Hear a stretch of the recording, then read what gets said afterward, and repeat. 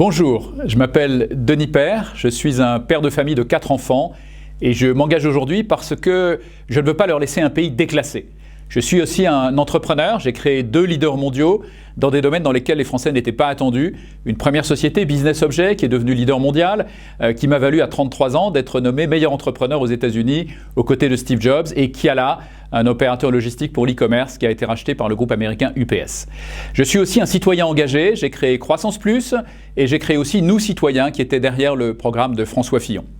Je m'engage aujourd'hui parce que, comme vous je pense, je constate que le système de gouvernement français est en train de s'effondrer.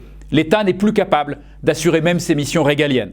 Ce tout État bureaucratique aujourd'hui ne fait pas confiance à la société civile, ne fait pas confiance aux citoyens, aux entreprises, aux associations, essaie de tout faire lui-même et n'y arrive pas. C'est le système le plus coûteux au monde, avec des résultats souvent médiocres, malgré la qualité réelle de nos fonctionnaires.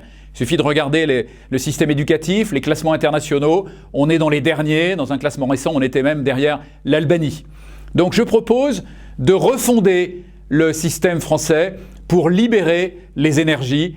Je propose 3 chantiers en particulier, 3 grands défis à relever. D'abord, sortir du tout État bureaucratique pour retrouver la prospérité, pour pouvoir baisser les impôts, pour pouvoir redonner du pouvoir d'achat aux Français, pour pouvoir réindustrialiser et pour pouvoir investir dans l'avenir, en particulier dans l'excellence éducative et dans la sécurité.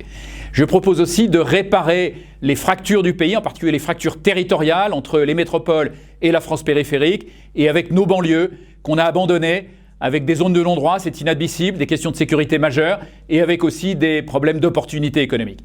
Et puis je propose enfin de réussir la transition énergétique avec une transition qui soit acceptable socialement, économiquement, qui ne soit pas rejetée parce qu'elle est punitive, qui accepte le nucléaire et qui s'appuie sur la technologie pour nous en sortir et non pas sur une démarche décroissante.